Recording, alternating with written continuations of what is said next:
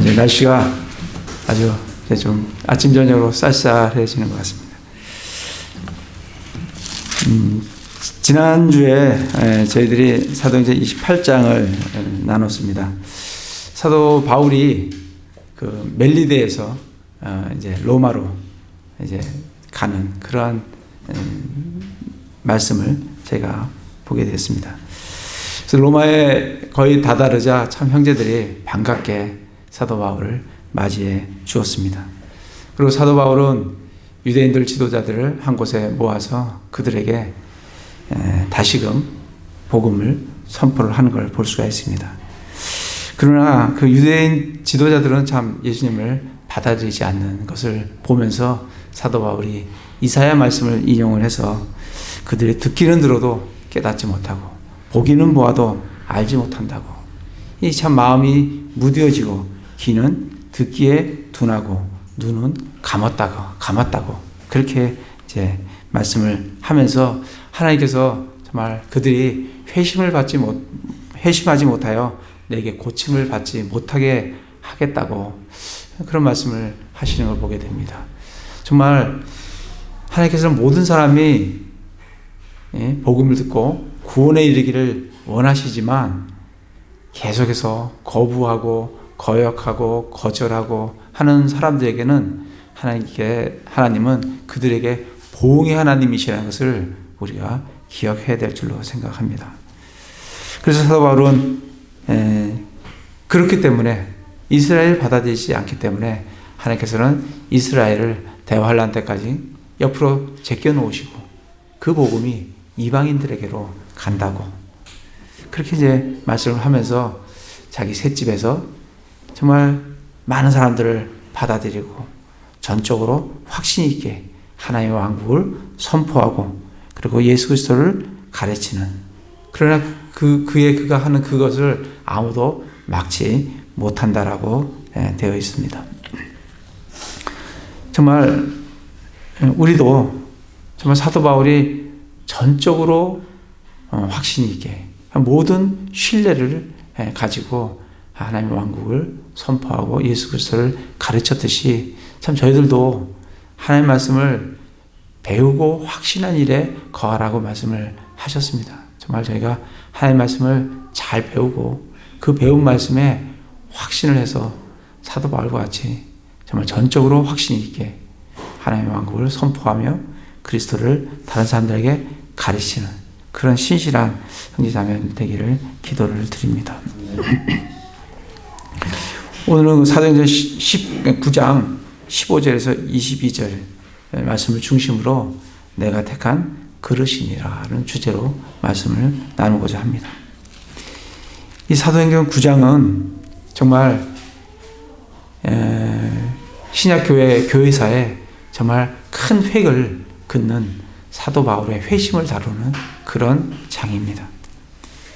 사도 바울이 오늘 말씀에 보면 사도 바울이 이제 회심해서 눈이 먼 상태가 된 상태에서 아나니아가 그에게 안수하면서 성령 충만한 그런 장면들이 나옵니다. 그러면서 사도 바울이 즉시 나가서 예수님은 그리스도시다, 하나님의 아들이시다, 이렇게 정말 선포하면서 다마스쿠스에 있는 유대인들을 당황하게 하는 그런 장면이 나오게 됩니다. 이 말씀을 이렇게 선택하게 된 것은 이제 우리가 사도행전 1장부터 28장까지 다 마쳤습니다. 그래서 사도행전을 이제 요약을 좀 하려고 하는데 전체를 28장이 너무 길어서 한 번에 요약하기는 참 쉽지 않을 것 같습니다. 그래서 오늘은 사도행전 1장부터 12장까지 요약을 먼저 하도록 그렇게 하겠습니다. 그래서 12장을까지 하는데 정말 하나님께서는 사도 바울을 택했듯이 정말 12장까지 하나님께서 택해서 사용하는 사람들이 많이 나오는 것을 우리가 볼 수가 있습니다. 그래서 오늘 사도행전 1장부터 한번 이렇게 넘기시면서 여태까지 우리가 사도행전을 다 해왔기 때문에 상당히 이제 사도행전을 거의 마음속에 이렇게 좀 그림 같이 이렇게 그릴 수 있으리라고 생각합니다. 그래서 사도행전 1장부터 보면서 하나님께서 사도행전 1장 사도행전 전체 주제가 사도행전 1장 8절이라고 그랬어요. 1장 8절에 보면 오직 성령님께서 너에게 임하신 뒤에 너희가 권능을 받고 예루살렘과 온 유대와 사마리아에서 그리고 땅의 맨 끝 지역까지 이르러 나를 위한 증인이 되리라 하시니라. 이게 사도행전 전체의 주제입니다. 그래서 어떻게 성령님께서 임하시고 권능을 베풀며 정말 그 성령님의 권능에 성령님의 충만해서 정말 하나님께서 약속하신 예루살렘과 온 유대와 사마리아에 그리고 땅의 맨 끝 지역까지 어떻게 복음이 이렇게 퍼져나가는지 그걸 우리가 좀 살펴보는 그런 시간을 갖도록 그렇게 하겠습니다. 사도행전 1장을 보면 이 사도행전은 전편이 누가복음이고 후편이 사도행전입니다. 이 수신자는 1절에 보면 데오빌러라는 그런 사람이 수신자로 되어 있고 1절에 보면 내가 작성한 이전 보고서는 누가복음을 얘기를 합니다. 거기에 기록된 것은 성령님을 통해 주신 뒤에 들려 올라가신 날까지 일을 기록했어요. 승천하신 일까지 기록을 하셨는데 3절에 보면 순환을 받으신 뒤에 자신이 살아계심을 절대 확실한 많은 증거들로 그들에게 보여주시고 40일 동안 보여주셨다고 했어요. 그리고 하나님의 왕국에 대한 것을 말씀을 하셨습니다. 그러시면서 예루살렘에 떠나지 말고 아버지의 약속하신 것을 기다리라고. 너희는 몇 날이 못 되어서 성령님으로 침례를 받으리라고. 그렇게 명령을 주셨습니다. 그래서 예루살렘에 떠나지 말고 하나님께서 약속하신 그 약속, 성령님으로 침례를 받는 그 약속을 기다리라고 명령을 주셨습니다. 그리고 8절에서 오직 성령님께서 너에게 임하신 뒤에 너희가 권능을 받고 예루살렘과 온 유대와 사마리아에서 그리고 땅의 맨 지역까지 이르러 나를 위한 증인이 될 거다. 이런 이제 명령을 주시면서 9절부터 11절에 예수님은 하늘로 올라가셨습니다. 이 명령을 받고 그 다락방에 13절에 보면 다락방에 모인 사람이 15절에 보면 약 120명이라고 되어 있습니다. 그래서 저는 이 말씀을 보면서 늘 기독교인들은 그리스도인들은 늘 소수다. 다수가 아닙니다. 항상 하나님은 남은 자들, 적은 자들 그들을 사용하셔서 하나님의 능력을 베푸시고 하나님의 복음을 선포하시는 것을 참 볼 수가 있습니다. 정말 이 120명을 통해서 지금 전 세계에 복음이 지금 전파되어 있는 것을 우리가 보게 됩니다. 120명이 한 마음이 되어 기도와 간구를 하는 장면들이 나오게 됩니다. 사도행전 2장으로 넘어가면 2장에서 1절에 보면 오순절 날이 충만히 임하였을 때 예수님은 초실절에 부활을 하셨습니다. 그리고 오순절까지 50일간이에요. 40일간 보이셨고 그리고 너희가 몇 날이 지나지 않아서 그거는 10일을 얘기를 합니다. 10일 만에 오순절에 임했을 때 하늘로부터 성령님께서 강하게 임하시는 것을 볼 수가 있습니다. 성령님이 임하시는 이 장면을 보면 2절에 보면 갑자기 하늘로부터 급하고 강한 소리 같은 바람 소리 같은 소리가 나고 바람 소리 같은 소리죠. 바람 소리가 아니라 바람 소리 같은 소리가 나는 겁니다. 그들이 앉아있는 온 집에 그것이 가득하며 또 불의 혀같이 갈라진 것들이 그들에게 나타나 그들 각 사람 위에 앉더라. 성령님께서 바람 소리 같은 소리로 또 불의 혀같이 갈라진 것 같이 이렇게 정말 오순절날 임하는 걸 볼 수가 있습니다. 우리 마가복음 지난 우리 마가복음을 했습니다.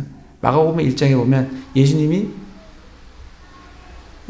그 사도 침례자 요한한테 침례를 받으시고 올라올 때 성령님이 예수님께 내려오는 장면을 우리는 기억하고 있습니다. 그때 내려오는 장면이 어떻게 내려오시냐면 비둘기같이 이렇게 내려오시는 걸 볼 수가 있어요. 그래서 정말 성령님이 내려오실 때 죄가 없으신 예수님께 내려오는 성령님과 죄 많은 우리 인간에게 내려오는 성령님의 모습이 참 다른 것을 참 볼 수가 있습니다. 정말 죄 없으신 예수님께 내려오시는 성령님은 비둘기같이 내려오시지만 정말 죄 많은 우리 인간에게는 바람소리같이 불의 혀같이 갈라진 것 같이 그렇게 내려오시는 그런 성령님 것을 보게 됩니다. 내려오셔서 그들이 성령님으로 충만해서 4절에 보면 다른 언어들로 말하기 시작하더라 되어 있어요. 근데 이 다른 언어가 8절부터 9절부터 보면 이 지방들을 보시면은 16개 지방이 나옵니다. 그러니까 16개 지방 이상의 언어로 이들이 다른 언어로 자기의 이들이 전하는 사도들이 전하는 내용들을 들었다는 겁니다. 근데 이 다른 언어는 그냥 소리, 지금 요즘 말하는 방언, 그냥 소리, 이 무슨 말인지도 모르는 그런 소리가 아니라 이건 언어입니다. 다른 언어예요. 그래서 그들이 말하기를 6절에 보면 자기 자신들의 말로 말하는 것을 각 사람이 들음으로 또 11절에도 보면 그들이 우리 언어들로 하나님의 놀라운 일들을 말함을 우리가 듣는도다. 또 8절에도 보면 그런데 어떻게 우리 각 사람이 우리가 태어난 곳에 우리 언어로 듣느냐. 이 보면 정말 그들이 알아들을 수 있는 언어로 정말 16개 언어 이상으로 그들에게 들려주시는 것을 볼 수가 있습니다. 그러나 그들의 반응은 7절에 보면 6절에 보면 당황해하고 놀라고 이상히 여기며 12절에도 보면 놀라 의심하고 조롱하는 자들까지 있다라고 되어 있습니다. 이러한 성령님께서 임하시는 이러한 내용을 놓고 14절부터 사도 베드로가 선포를 하게 됩니다. 이들이 술 취한 것이 아니다. 낮인데 무슨 지금 술 취한 것이 아니다 라고 얘기를 하면서 17절부터는 보면 요의 말씀을 인용을 해서 이들에게 말씀을 선포를 합니다. 사도 베드로가 요엘의 말씀을 인용하게 된 것은 이 요엘의 말씀은 대환란 때에 이루어지는 말씀입니다.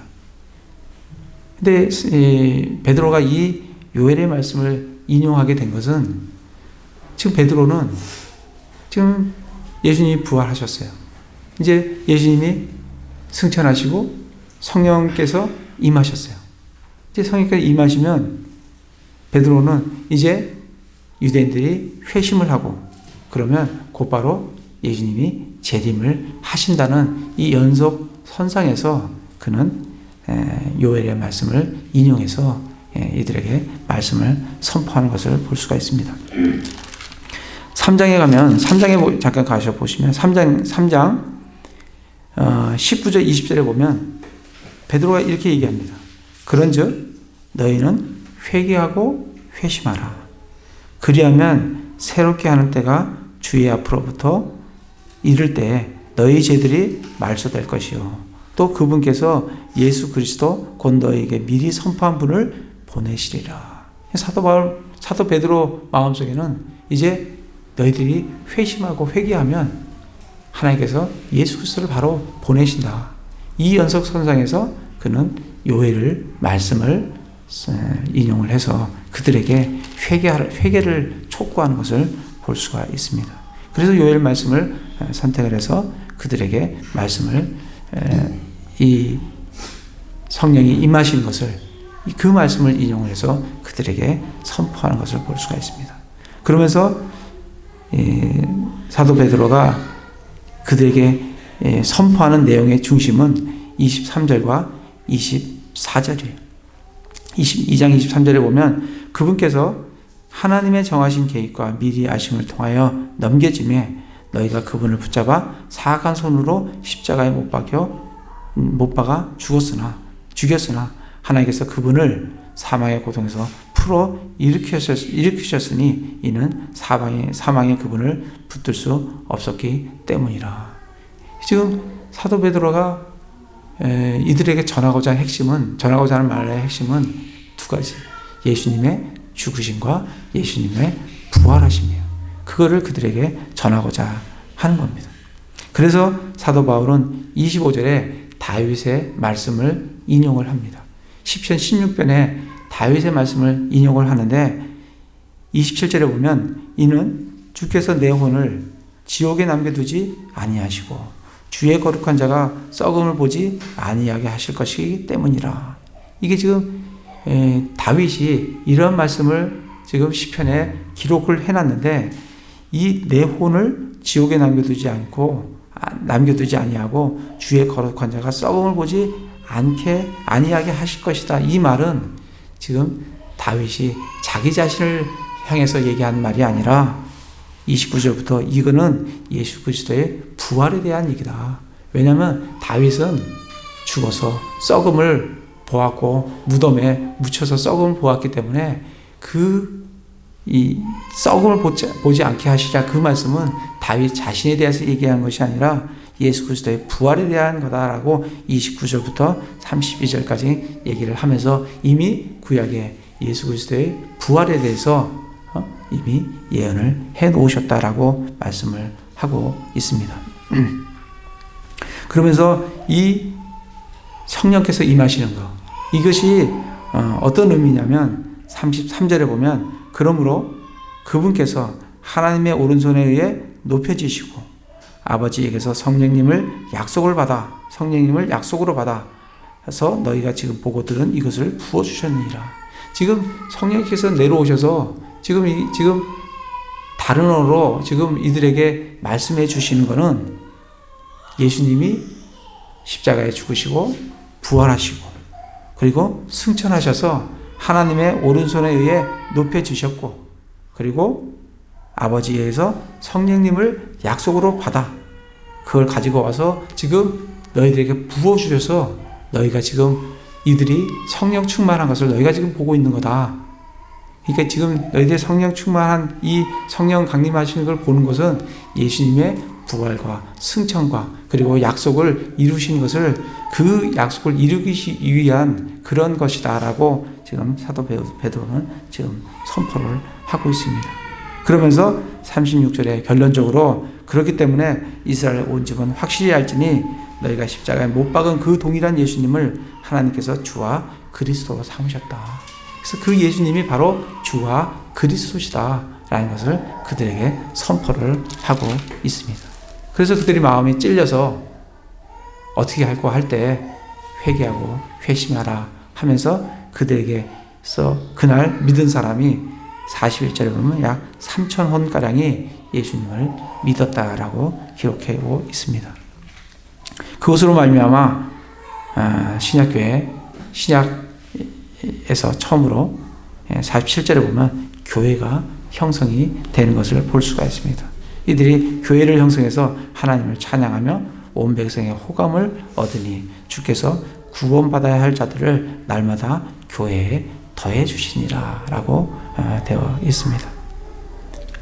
이렇게 성령께서 강림하신 후에 3장에 가서는 정말 이 태에서부터 2절에 보면 태에서부터 걷지 못하는 어떤 사람이 있었는데 그 사람을 베드로가 일으켜 세우는 것을 볼 수가 있습니다.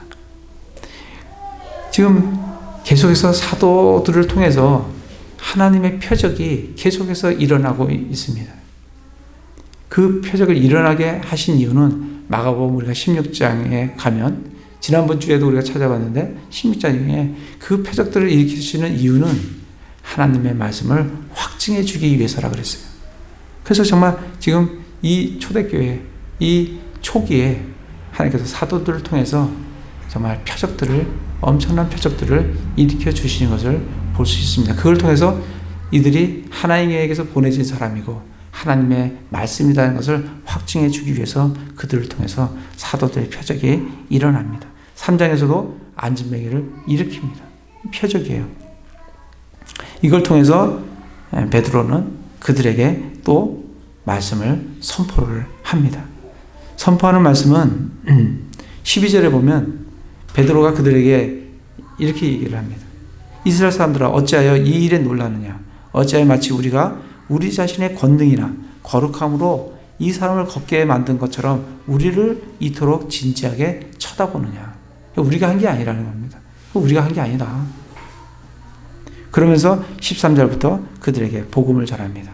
아브라함과 이삭과 야곱의 하나님 곧 우리 조상들의 하나님께서 자신의 아들 예수님을 영화롭게 하셨느니라.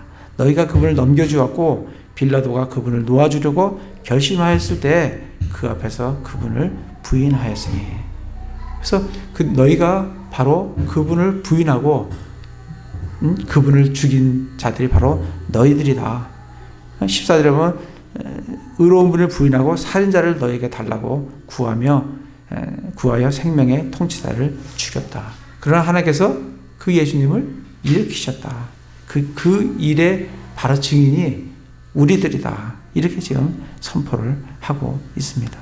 그러면서 아까 읽었던 19절 20절 같이 회개하고 회심하라. 그러면 죄들이 말소가 될 것이다 라고 복음을 선포하는 것을 볼 수가 있습니다. 이렇게 복음이 사도들의 정말 표적으로 인해서 복음이 확산돼 가는 것을 볼 수가 있습니다. 근데 4장에 가면 이 복음의 확산과 함께 따라오는 게 있어요. 따라오는 게 뭐냐면 핍박이 따라오게 됩니다. 지금도 마찬가지예요. 어느 시대나 복음이 들어간 곳에는 핍박도 함께 들어가는 것을 볼 수가 있습니다. 2절에 보면 그들이 백성을 가르친 것과 또 예수님을 통해 죽은 자들부터 부활을 선포한 것으로 인해 근심하는데 이 근심한 사람들이 누구냐면 1절에 보면 제사장들과 성전의 대장과 사두개인들이 그것으로 인해서 근심을 합니다. 그러면서 3절에 그들에게 손을 대기 시작해요. 사도들에게 손을 대기 시작합니다. 이제 핍박이 시작되는 거예요. 이게 1차 핍박입니다. 그럼에도 불구하고 4절에 보면 그럼에도 불구하고 믿는 자들이 5,000명이 또 더해지게 됩니다. 3,000명이 더해졌고 5,000명이 더해집니다. 6절에 보면 대제사장 안나스와 가야바와 요한과 알렉산더와 대제사장 친족들이 다 예루살렘에 모여서 이 사도들을 앞에 세우고 그들을 신문하기 시작합니다. 그러나 그 신문에도 불구하고 베드로가 참 성령 충만하게 8절에 보면 그들에게 이르되 너희 백성의 치리자들과 이스라엘 장로들아 얘기하면서 정말 성령 충만하게 다시금 복음을 전하는 것을 볼 수가 있습니다. 이들이 17절에 보면 다만 그 일이 백성 가운데 더 널리 퍼지지 못하도록 우리가 그들을 엄히 위협하고 그들이 이제부터는 이 이름으로 아무에게도 말하지 못하게 하자 하고 그들이 사도들을 재차 핍박하는 것을 볼 수가 있습니다. 그래서 18절에 예수님의 이름으로 결코 말하지도 말고 가르치지도 말라고 그렇게 명령을 하는 것을 볼 수가 있습니다. 그러나 그거에 대해서도 사도 베드로는 우리는 20절에 보면 우리가 보고 들은 것을 말할 수밖에 없다라고 하면서 성령 충만한 그런 모습을 보이는 것을 볼 수가 있습니다. 그래서 계속해서 21절에도 보면 그들을 더 위협하게 하고 가게 했습니다. 그럴 때 사도들의 태도는 23절부터 하나님께 기도를 하는 것을 볼 수가 있습니다. 29절에 전적으로 주여 이제 그들의 위협을 보시고 또 주의 종들이 전적으로 담대히 주의 말씀을 말하게 하시며 31절에 그들이 기도를 하기를 마침에 그들이 함께 모인 것이 흔들리더니 그들이 다 성령님으로 충만하여 담대히 하나님 말씀을 말하니라. 그래서 4장에서는 복음이 계속해서 확산돼 가면서 복음의 확산과 함께 핍박이 따라온다는 것을 지금 보여주고 있습니다. 이제 5장으로 가면 아나니아 삽비라 교회에 문제가 생겼어요. 아나니아 삽비라가 성령님을 이렇게 거짓말하는 것으로 인해서 그 즉시 즉시 죽는 그런 장면들이 나옵니다. 그로 인해서 11절에 보면 온 교회와 이 일들을 들은 모든 사람들에게 큰 두려움이 임했어요. 그리고 12절에 보면 계속해서 사도들의 손을 통하여, 이 사도들의 표적입니다. 사도들의 손을 통하여 백성 가운데 많은 표적과 이적들이 일어나매. 그래서 많은 사람들이 14절을 보면 믿는 사람들이 주께 더 많이 더해지니 곧 남자와 여자의 큰 무리들이더라. 이렇게 표적들이 일어나면서 믿는 사람들이 더해지는 반면에 17절에 보면 이에 대제사장과 또 그와 함께 있던 모든 자들 곧 사두개인들의 분파가 분노가 가득한 채 일어나 사도들에게 손을 대어 그들을 일반 감옥에 가두었으나 2차 핍박이 일어나는 것을 볼 수가 있습니다. 사도들이 또 일반 감옥에 갇히게 돼요. 그러나 천사가 그들을 풀어주게 됩니다. 그런 이제 핍박들이 계속 일어나는 것을 볼 수가 있습니다. 근데 그 핍박이 일어나는데 33절에 보면 가말리엘이라는 사람이 있어요.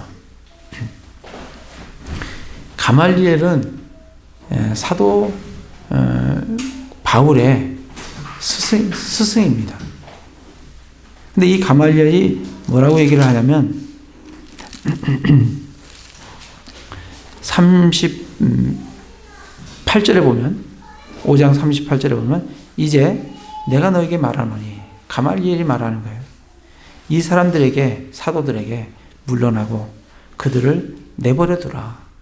이 계획이나 이 일이 사람에게서 났으면 없어진다. 그러나 만일 그것이 하나님에게서 났으면 너희가 그것을 무너뜨리지 못하겠고 도리어 너희가 하나님과 싸우는 자로 드러날까 염려하노라. 가말리엘은 지금 반신반의예요. 이게 하나님께서 난 것일 수도 있고 아니면 하나님에게서 안 난 것일 수도 있고 그러니 너희 그들을 그냥 두라는 거예요. 그러니까 이 제사장들과 대제사장들이 그의 말에 동의하고 사도들을 불러서 때리고 그들이 예수님의 이름으로 말하지 못하게 명령한 뒤 그들을 놓아주니라. 이제 그 말에 동의를 했어요. 그래서 지금 1차 핍박, 2차 핍박이 있지만 그때의 핍박은 그렇게 심하지는 않았던 것을 볼 수가 있어요. 가말리엘이 반신반의하면서 그냥 묵인하는 그런 어떤 핍박 정도였다라고 생각이 되어집니다. 그랬을 때 사도들은 41절, 42절에 정말 핍박당하고 수치당하는 것을 당하는 자로 여김을 기뻐하면서 날마다 성전에서 복음을 선포하는 것을 볼 수가 있습니다. 6장으로 넘어가면 그 무렵에 이제 그렇게 핍박이 1, 2차 핍박이 있고 그 무렵에 제자의 수가 크게 늘어났어요. 그러니까 3,000명, 5,000명 또 믿는 사람들이 더해지면서 이 수가 많이 늘어나면서 이제 그 공동체에 불평이 좀 생기게 되었습니다. 그 불평으로 인해서 사도들이 너희 중에 믿음이 충만하고 정말 성령이 충만한 지혜가 충만한 그런 7사람을 택해라 하고 사도들은 기도와 말씀에 전념하겠다고 7명의 집사를 택하시는 것을 볼 수가 있습니다. 그 중에 택한 사람 중에 스데반이라는 사람이 있는데 그 스데반이 8절부터 스데반이 이스라엘 사람들에게 고소를 당합니다. 이 고소를 당하는데 이 고소를 당하는 왜 고소를 당하냐면 11절에 보면 고소의 내용이 나와요. 11절에 보면 이에 그들이 사람들을 매수하여 이르되 그가 모세와 하나님을 대적하여 모독하는 말을 한다. 그러니까 고소 내용이 뭐냐면 모세와 하나님을 대적하여 모독한 말을 한다. 13절에도 보면 그들이 이르되 이 사람이 이 거룩한 곳과 이 거룩한 곳은 어디예요? 성전입니다. 이 거룩한 곳과 율법을 대적하여 그죠? 거룩한 곳과 율법을 대적하여 신청 모독한다. 그러면서 14절에 이 나사렛 예수가 이곳을 헐고 성전을 헐고 모세가 우리에게 전해준 관례들을 고치라. 응? 이렇게 얘기를 하는 걸 들었다는 거예요. 그러니까 고소 내용은 하나님을 모독하고 모세의 율법을 대적하고 그리고 거룩한 것을 헐겠다고 그렇게 모독한 그러한 죄의 제목으로 이 스데반을 고소하는 것을 볼 수가 있습니다. 그래서 7장에 가면 1절에 보면 그때 대제사장이 이르되 이 일들이 그러하냐 하고 스데반을 세워놓고 질문을 던지는 겁니다. 이 일이 그러하냐? 이게 사실이냐? 네가 그 고소당하는 그 내용이 정말 사실이냐? 라고 질문을 던집니다. 그랬을 때 7장 전체가 스데반의 설교 내용인 것을 우리가 볼 수가 있습니다. 스데반은 이 설교 전체 내용에서 아브라함부터 설교 내용을 시작을 합니다. 아브라함부터 자기 조상들을 쭉 얘기를 하면서 7장 17절에 가면 쭉 내려가다 7장 20절쯤 가서는 모세의 얘기를 꺼냅니다. 모세에 와서 덜커덩 거기서 스데반의 얘기가 걸립니다. 스데반은 아브라함부터 얘기를 시작하지만 스데반은 뭘 얘기를 하고 싶냐면 모세에 대한 얘기를 하고 싶은 거예요. 왜냐하면 자기가 고소당하는 내용이 하나님과 모세를 대적해서 그 율법을 대적해서 고소를 당하고 있고 그 거룩한 곳 성전을 모욕했다고 고소를 당하기 때문에 그 고소당하는 것을 내용을 변호하기 위해서 모세의 내용을 끄집어냅니다. 그래서 25절에 보면 모세가 20사람 한 사람을 죽였는데 그거를 통해서 모세는 이스라엘 사람들이 자기를 통해서 자기 손을 통하여 자기 형제들을 건지려 하심을 그들이 깨달을 줄로 알았어요. 근데 깨닫지 못하는 거예요, 이스라엘 사람들이. 오히려 깨닫지 못할 뿐 아니라 27절에 보면 누가 너를 치리자와 재판관으로 세워 우리를 다스리게 하였느냐 하면서 모세를 거부하는 것을 볼 수가 있습니다. 거부했다라고 지금 이스라엘 사람들에게 지금 설교를 하고 있는 겁니다. 근데 35절에 가면 그들이 이르기를 누가 너를 치리자와 재판관으로 세웠느냐 하며 거절하던 이 모세 바로 그를 하나님께서 떨기나무 가운데서 그에게 나타난 천사들 손을 통하여 치리자와 구출자로 보내시네. 하나님은 이스라엘이 그 조상들이 거부했던 그 모세를 하나님은 떨기나무 가운데서 그에게 나타나셔서 그를 이스라엘의 치리자와 구출자로 보내셨다는 거예요. 그러면서 모세에 대해서 부변해서 설명을 합니다. 37절에 모세가 어떤 사람이냐? 모세는 이스라엘 자손에게 주 너희 하나님께서 너희 형제들 중에서 나와 같은 대언자 하나를 너희를 위하여 일으키시리니 나와 같은 대언자는 누구냐면 예수 그리스도를 나타내는 거예요. 나와 같은 대언자를 일으키시리니 너희는 그의 말을 들을지이다 하고 말한 그 사람이 바로 누구냐면 바로 모세다. 그 모세가 누구를 대언했냐면 예수 그리스도를 대언했다라고 지금 얘기를 하고 있는 겁니다. 그러면서 38절에 그 모세가 또 어떤 사람이냐면 그 광야에 있던 교회에서 하나님의 말씀, 율법을 받아서 너희 조상들에게 전해준 사람이 바로 그 모세다라고 얘기를 하는 겁니다. 그러나 39절에 우리 조상들이 그에게 순종하려 하지 아니하고 자기들로부터 그를 밀어내려 하며 마음속으로 다시 이집트로 돌아가려고 하는 이런 반역하는 그런 조상들이 바로 우리 조상들이었다. 그렇게 얘기를 하면서 42절에 그들이 광야에서 하나님을 섬겼다고 하지만 하나님은 뭐라고 말씀하시냐면 너희가 광야에서 40년 동안 죽인 짐승과 희생물로 내게 드린 적이 있느냐? 너희가 정말 나를 섬긴 적이 있느냐? 경배한 적이 있느냐? 이렇게 말하신다는 거예요.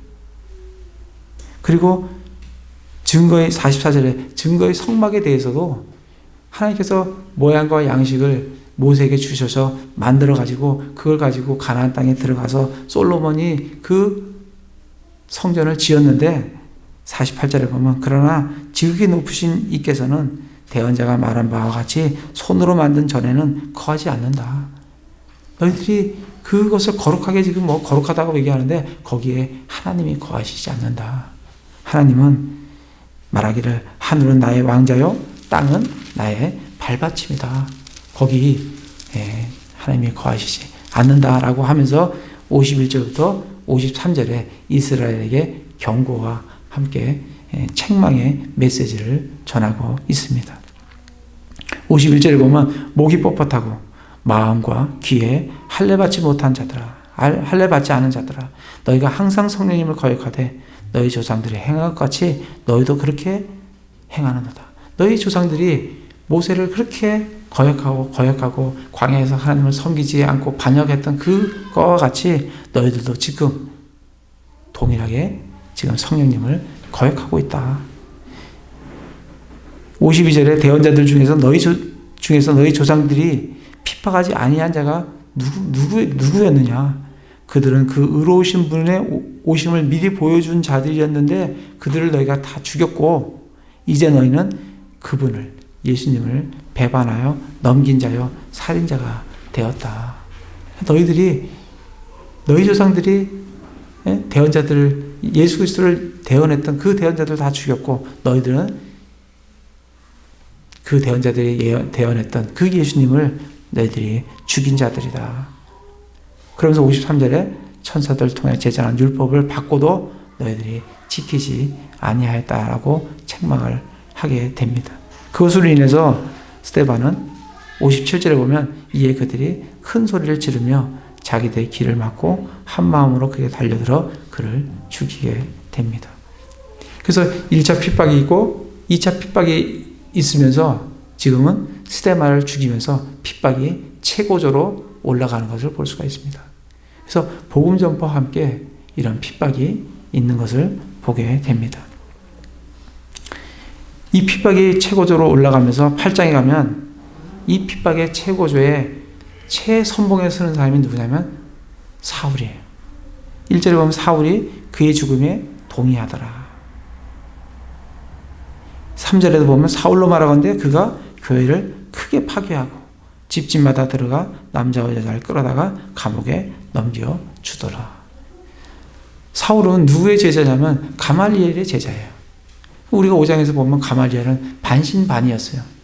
그러나 조금 지나면서 지금 가말리엘도 자기의 제자가 지금 기독교인들을 핍박하는 이거를 그냥 놔두는 걸 보면 가말리엘도 이제는 돌아서서 핍박으로 함께 마음을 같이 한 것을 볼 수가 있습니다. 그래서 핍박이 정말 사울을 중심으로 최고조로 기독교인들을 핍박하는 것을 볼 수가 있습니다. 그래서 그 핍박으로 말미암아 오히려 하나님의 약속은 더 견고하게 견실하게 이렇게 성취되는 것을 볼 수가 있습니다. 그 핍박이 있음으로 말미암아 1절에 보면 그때 예루살렘에 있던 교회에 대한 큰 핍박이 있어서 사도들 외에는 그들이 다 유대와 사마리아 지역으로 두루 널리 흩어지니라. 그래서 정말 복음이 예루살렘에서 온 유대로 그리고 사마리아로 가게 되는 그런 길이 이런 핍박을 통해서 이루어지는 것을 볼 수가 있습니다. 그래서 빌립이 사마리아에 가서 복음을 전합니다. 근데 우리가 8장에서 참 유의해서 봐야 될 내용은 14절부터 17절까지예요. 이제 사마리아의 복음이 선포됐어요. 믿는 사람들이 생겨났어요. 14절에 이제 예루살렘에 있던 사도들이 사마리아가 하나님의 말씀을 들었다는 것을 듣고 이제 복음이 사마리아에 전파됐다는 것을 들었어요. 예루살렘에 있던 사도들이. 그래서 베드로와 요한을 보내게 됩니다. 사마리아로. 그들이 내려가서 그들을 위해 기도하여 그들이 성령님을 받게 하니 그들이 기도하니까 그들이 성령님을 받게 되었어요. 이는 아직 그분께서 그들 중에 아무에게도 내려오지 아니하셨고 그들이 다만 주 예수님의 이름으로 침례를 받았기 때문이더라. 그때 그들이 그들에게 안수하며 그들이 성령님을 받으니라. 우리 신약교회는 예수님을 믿는 즉시 성령님을 받게 됩니다. 그러나 지금 이 사마리아는 예수님을 믿었지만 그들은 성령님을 받지 않고 사도들이 내려가서 그들에게 안수를 함으로 말미암아 그들이 성령님을 받게 되었다라고 기록을 하고 있습니다. 이렇게 하신 이유는 유대인들이 이 사마리아의 복음이 전파돼서 그들도 구원을 받았다는 것을 그들의 눈으로 확인하지 않고는 이 사마리아 사람들의 구원을 인정하지 않기 때문에 하나님께서 이 사마리아 사람들이 예수님을 믿었지만 사도들이 그 중에서도 베드로와 요한이 내려가서 그들에게 안수를 해서 그들이 사도행전 2장에서 받았던 그 성령 강림, 그거를 동일한 성령님을 받게 하는 것을 보여주므로 말미암아 이스라엘에 있는 유대인들에 있는 사도들이 사마리아도 우리와 동일하게 구원을 받고 성령님을 받는구나 이것을 확인시켜 줌으로 말미암아 복음이 사마리아를 통해서 이방인으로 넘어가는 것을 방해가 되지 않도록 하나님께서 그렇게 행하시는 것을 볼 수가 있습니다. 그걸 통해서 빌립이 이디오피아 내시에게 또 복음을 전하는 장면이 8장에 나오게 됩니다. 근데 9장에 넘어가면 9장 1절에 보면 사울이 주의 제자들을 치려고 여전히 위협과 살기를 내뿜으며 대제사장에 가서 이 지금 사울이 이 기독교인들을 죽이려고 위협과 살기를 내뿜는다 그러잖아요. 그러니까 얼마나 무서운 그런 정말 태도로 이 핍박을 하는지 모릅니다. 근데 사울이 다마스쿠스 갔을 때 하늘로부터 갑자기 빛이 나와서 그를 둘러 비쳤습니다. 이 사도행전 뒤로 가면 이때가 언제냐면 정오 때예요. 정오 때에 햇빛보다 더 강한 빛이 비추는 것을 감지를 하려고 하면 이 햇빛과는 비교가 안 되는 빛이 내려쬐야 하늘로부터 빛이 내려오는구나 하는 것을 우리가 감지할 수 있습니다. 그러니까 지금 사도 바울을 둘러 비춘 그런 태양빛이 아니라 하나님께서 태양빛이 아닌 다른 빛을 그에게 보여주신 것을 볼 수가 있습니다. 그랬을 때 그가 땅에 쓰러져 한 음성이 있어 그에게 이르되 사울아 사울아 어찌하여 내가 나를 핍박하느냐 하시거늘 그가 이르되 주여 누구시니까 하니 주께서 이르시되 나는 내가 핍박하는 예수라. 6절에 그가 떨며 놀라 이르되 내가 무엇을 하기 원하시나이까. 사도 바울은 빛을 봤어요. 그리고 하늘에서 음성이 들려왔어요. 내가 나를 핍박하느냐. 그랬을 때 사도 바울은 주여 누구시니까? 라고 질문을 던졌습니다.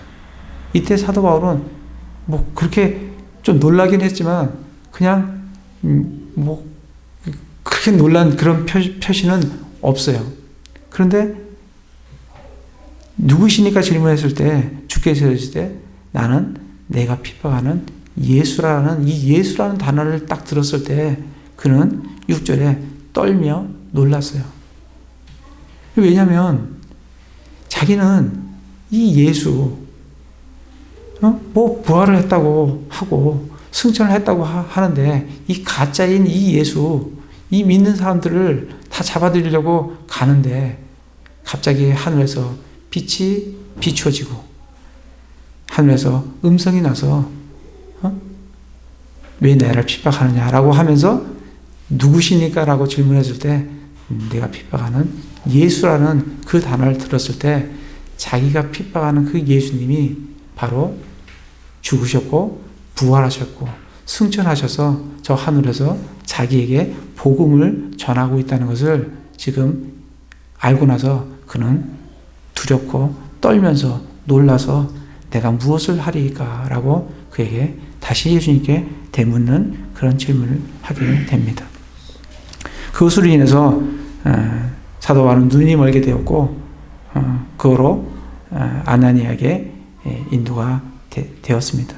그래서 오늘 읽은 말씀이 그 아나니아가 사도 바울에게 안수를 해서 눈을 뜨게 하는 장면입니다. 근데 예수님께서 이 사도 바울, 아나니아에게 이 사도 바울을 왜 택했느냐. 15절에 보면, 그러나 주께서 그에게 이르시되, 아나니아에게 얘기하는 겁니다. 내 길로 가라. 그는, 사도 바울은 이방인들과 왕들과 이스라엘 자손 앞에서 내 이름을 전하기 위해. 사도 바울이 왜 택해지냐면 예수님의 이름을 전하기 위해. 그리고 16절에 보면 그가 내 이름으로 인하여 얼마나 많은 큰 일들로 반드시 고난을 겪어야 하는지.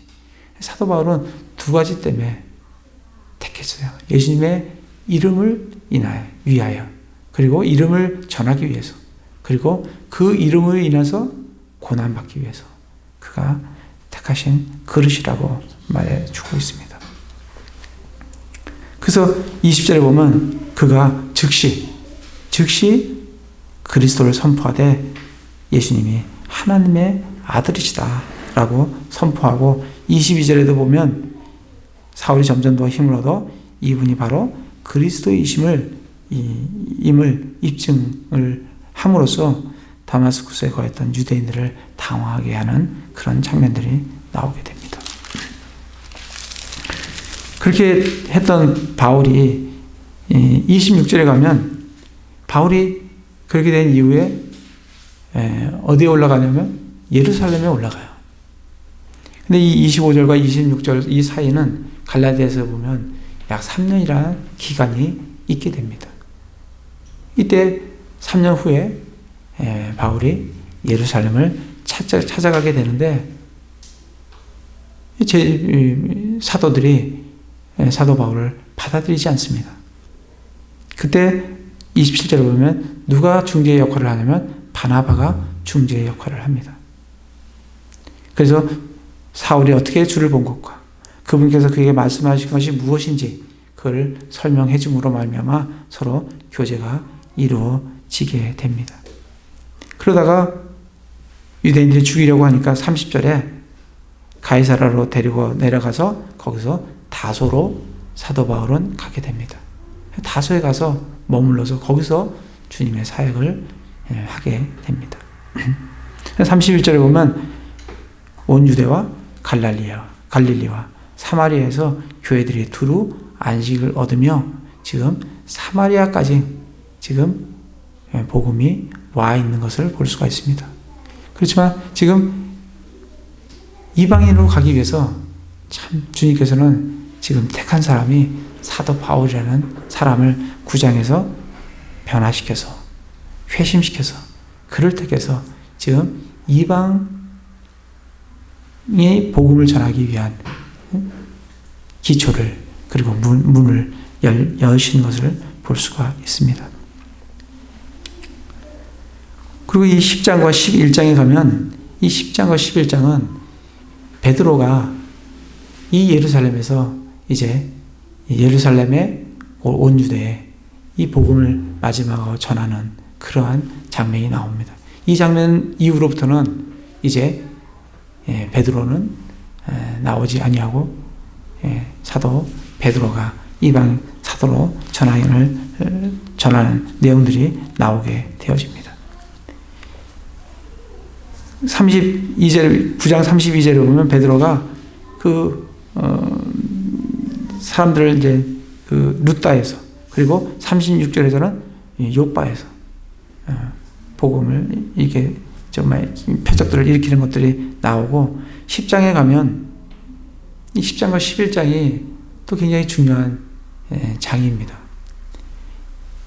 이 베드로의 10장에 보면 고넬료라는 사람이 나오는데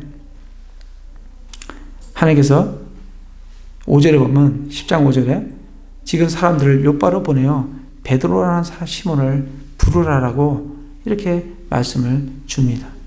그럴 때 베드로는 9절부터 보면 베드로에게 하나님께서 보자기에 부정한 짐승들을 담아서 3번이나 베드로에게 보여주신 것을 볼 수가 있어요.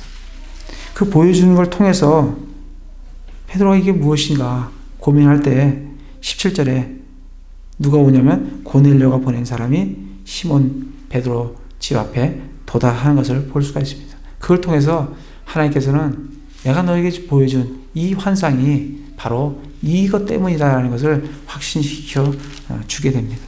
그것을 통해서 베드로는 그 고넬료 집에 갔고 24절에 가니까 고넬료가 자기 친족들과 가까운 친구들과 함께 기다리고 있었어요. 그걸 보면서 사도 베드로는 28절에 자기의 확신을 얘기하게 됩니다. 그들에게 이르되 유대인인 사람이 다른 민족들에 속한 사람들과 교제하거나 그에게 가까이 가는 것이 율법에 어긋나는 일인 줄 너희가 아느니라. 내가 너희들 지금 만나러 이방인 고넬료 너희들 만나는 곳이 이게 불법인 줄 내가 아는데 그러나 하나님께서는 내가 어떤 사람을 속되다고 하거나 부정하다고 하지 말 것을 내게 환상으로 보여주셨다는 겁니다. 그래서 이걸 환상을 통해서 이방인들을 부정하다라고 하지 말 것을 보여주면서 그들에게 복음을 전하는 내용이 43절까지 복음을 전하게 됩니다. 이 복음을 전하면서 우리가 이 10장에서 꼭 봐야 될 내용이 뭐냐면 44절에서 48절입니다. 베드로가 이 고넬료의 가족들에게 복음을 전할 때에 44절에 보면 베드로가 아직 이 말을 할 때에 성령님께서 말씀을 들은 모든 사람 위에 임하심에 성령님께서 임했어요. 할례자들에 속한 자들로서 믿은 자들 곧 베드로와 함께 고넬료 집에 갔던 사람들이 이방인들을 위해서 성령님이 선물로 부어주는 걸 보면서 놀라게 됐어요. 그리고 그들이 막 사도행전 2장에서 했던 그 타운어로 얘기하는 것과 동일한 모습들을 지금 타운어로 얘기하면서 하는 것을 보게 됩니다. 이걸 통해서 베드로가 응답하되 47절에 이들이 우리와 마찬가지로 성령님을 받았으니 누가 물을 금하여 이들이 침례받지 못하게 하겠느냐. 그래서 중요한 단어는 이들이 우리와 마찬가지로. 이들은 누구예요? 이방인. 우리는 유대인.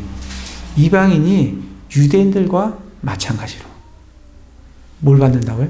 믿을 때 성령님을 받는다는 것을 베드로와 함께 간 할례자 사람들에게 보여주시고 확신시켜 줌으로 말미암아 앞으로 이방인들에게 복음이 선포될 때 유대인들이 걸림돌이 되지 않도록 하나님께서 하시는 것을 볼 수가 있습니다.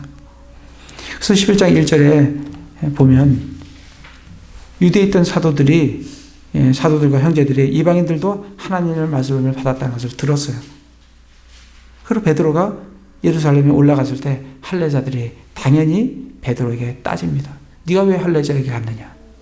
그랬을 때 베드로가 4절에 차근차근 설명을 하게 됩니다. 그 설명한 내용의 핵심은 15절부터 나와 있어요. 뭐라고 얘기하냐면 내가 말을 시작할 때 내가 고넬료 가족들에게 복음을 전파할 때 성령님께서 그들 위에 임하시되 마치 처음에 우리 위에 임하였던 같이 하시더라. 사도행전 2장에서 우리에게 임했던 것과 동일한 방법으로 내가 말씀을 전할 때 고넬료 가족들에게도 동일하게 임했다는 거예요. 그때 내가 주의 말씀 곧 그분께서 이르시기를 참으로 요한은 물로 침례를 주었을 때 너희는 성령님으로 침례를 받으라 하는 것을 기억했다. 그런즉 하나님께서 주 예수 그리스도를 믿은 우리에게 주신 것과 같은 선물을 그들에게 이방인들에게도 주셨으니 내가 무엇이기에 하나님을 거역할 수 있겠느냐라고 얘기를 하니까 이 할례자 유대인들이 18절에 그들이 이것을 듣고는 잠잠하고 하나님께 영광을 돌리며 이르되 그러면 하나님께서 이방인들에게도 생명에 이르는 회개를 주셨도다 라는 유대인들이 이방인들도 우리와 마찬가지로 예수님을 믿을 때 구원을 받고 성령을 받는구나 하는 것을 이들 마음속에 확신을 심겨주시고 앞으로 이방인들에게 복음이 전파될 때 이들이 방해거리가 되지 않도록 그렇게 해주셨습니다. 정말 유대인들이 이 확신을 갖는 게 굉장히 중요합니다. 그래서 이제 19절부터 보면 스데반으로 인해서 핍박으로 말미암아 널리 흩어진 사람들이 19절에 보면 유대인들에게만 말씀을 선포합니다. 유대인들은 오로지 유대인들에게만 말씀을 선포해요. 그런데 이 이후로는 유대인들에게만 선포하는 것이 아니라 20절에 보면 그리스 말하는 사람들에게 말하여 주 예수님을 선포하며 이제는 그리스 말하는 이방인들에게 복음을 선포하는 것을 볼 수 있습니다. 그래서 많은 사람들이 주님께로 돌아옵니다. 22절에 보면 그때 이 일들에 관한 소식이 예루살렘에 있는 교회에 들어갔어요. 아, 이방인들도 복음을 듣는구나, 믿었구나, 이런 내용이 예루살렘 교회에 들어가니까 예루살렘에서 누구를 파송하냐면 바나바를 파송을 하게 됩니다. 그는 24절을 보면 선한 사람이고 성령님과 믿음이 충만한 사람이에요. 그래서 많은 사람이 죽게 더해졌어요. 그래서 25절에 그때 바나바가 사울을 찾으러 다소로 떠났습니다. 아까 사도 바울은 예수님 믿은 후에 3년 후에 예루살렘 올라갔다가 거기서 유대인들이 죽이려고 하니까 다소에 가 있었어요. 그 다소에 가 있던 그 사도 바울을 지금 바나바가 사도 바울을 다시 데리고 어디로 오냐면 안디옥에 와서 1년 동안 사람들, 형제들을 가르치면서 거기에서 비로소 그리스도인이라 불리는 최초로 그리스도인이라 불리는 그런 말이 거기에서 생겨나게 됩니다. 우리 그리스도인의 고향은 예루살렘이 아니라 안디옥이에요. 안디옥에서 처음으로 그리스도인이라고 하는 칭호가 호칭이 나오게 됩니다. 그리고 이제 12장에 가면 이제 헤롯이 교회를 핍박하기 시작합니다. 이 핍박을 보면 지금까지는 종교적인 핍박이었어요. 국지적입니다. 그러나 헤롯이 교회를 핍박한다는 것은 이제 공권력이 개입을 해서 대대적인 핍박이 가해진다는 것을 의미를 하게 됩니다. 그래서 베드로가 투옥되고 그리고 베드로가 탈출을 하게 됩니다. 그러면서 이제 24절에 보면 그러나 하나님의 말씀은 잘하고 크게 불어나더라. 그리고 바나바와 사울이 예루살렘을 구호품 전달해 주러 갔다가 마치고 돌아오면서 요한을 데리고 예루살렘에서 안디옥에 돌아오게 됩니다. 그래서 이제 13장부터는 이제 바나바와 바울이 전도여행을 떠나면서 이제 바울의 그런 이방인 선교가 쫙 열리는 것이 13장부터 28장까지 열리게 됩니다. 우리 이걸 보면서 정말 하나님께서 약속을 해주셨어요. 사도행전 1장 8절. 성령이 너에게 임하시면 너희가 권능을 받고 예루살렘과 온 유대와 사마리아 그리고 땅의 맨 지역 끝까지 가서 나의 증인이 될 거라고 해주시고 2장에서 성령님을 보내주셨어요. 그리고 하나님은 그 성령에 충만한 사람들을 택해서 요한과 베드로와 그리고 다락방에 있던 120명과 그리고 바나바와 사울과 또 스데반과 빌립과 요한과 이런 사람들을 택해서 약속하신 사도행전 1장 8절을 성실하게 성취해 나가시는 것을 볼 수가 있습니다. 지금 우리 이 시대는 지금 땅의 끝까지 복음이 지금 와 있어요. 우리 한국까지 지금 와 있어요. 지금 이 시대에도 하나님께서는 그 약속의 말씀을 성실하게 수행해 나갈 사람들을 지금도 찾고 계십니다. 그래서 정말 우리 교회, 우리 형제 자매님들이 이 하나님께서 찾고 계시는 그 성실한 사람을 찾고 계시는 그 길에 정말 우리가 반응을 해서 정말 우리가 하나님께 신실한 헌신된 사람으로 드러남으로 정말 우리가 하나님께 올바르게 쓰임을 받는 그러한 형제 자매님 되기를 기도를 드립니다. 제가 기도하겠습니다.